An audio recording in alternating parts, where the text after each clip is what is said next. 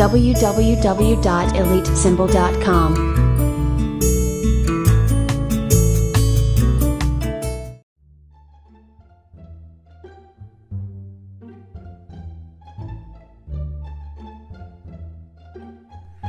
It is believed that the Chinese might have been the first culture to recognize the value of the individuality of the fingerprint over 3,000 years ago. There is documented evidence that they used fingerprints to sign legal documents.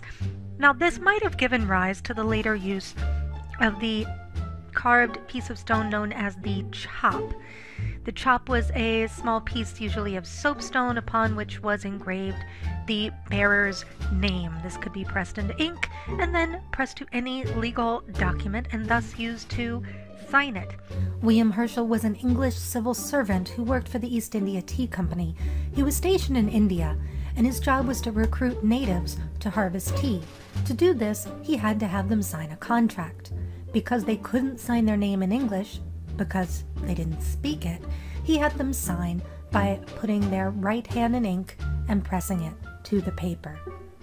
In the 1880s, a Scottish physician or doctor known as Henry Fold, after doing much study on the fingerprints both of living patients and of corpses, wrote that skin ridge patterns, that's how we know fingerprints, could be important in identification work.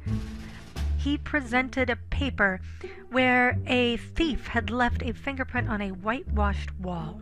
He compared this fingerprint with two different suspects. The first suspect, there was no match.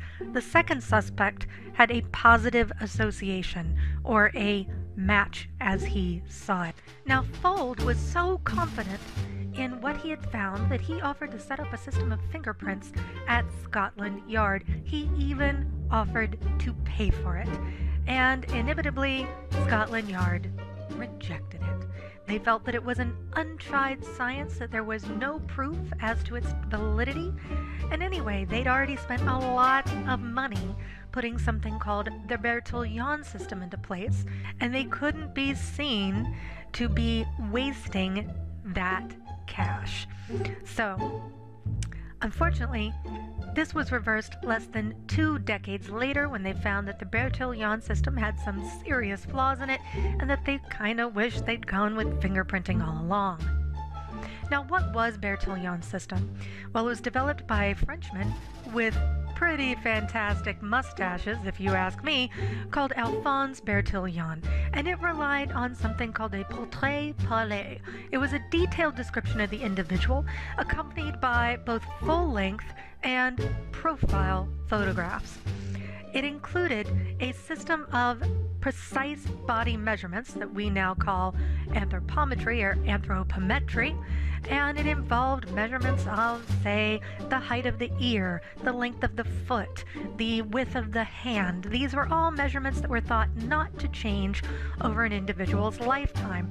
So we still consider it to be the first systematic attempt at personal identification.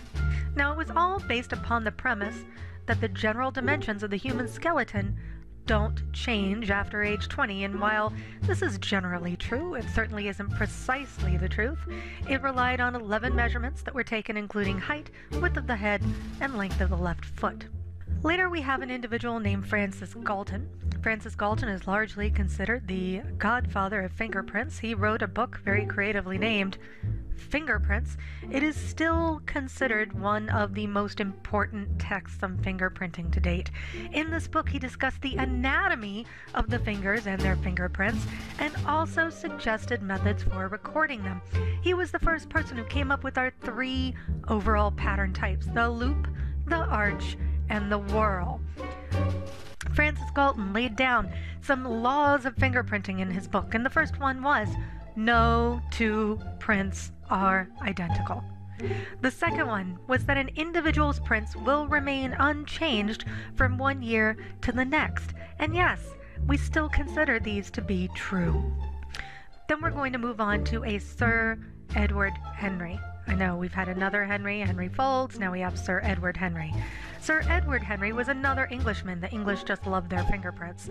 And in 1897, he proposed a classification system for prints that is still in use today.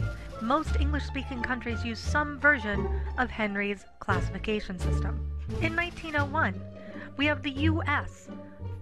using its first system of fingerprints, and that was adopted by the New York Civil Service Commission, under which the police were part of that umbrella. In 1904, the General American Police received training in fingerprint techniques from Scotland Yard representatives who had been using it now for about 5 years. In 1926, the fingerprint records from the Bureau of Investigation and the fingerprint records from Leavenworth, which were two different segments of investigative units, merged to form the records for the new FBI, or Federal Bureau of Investigation.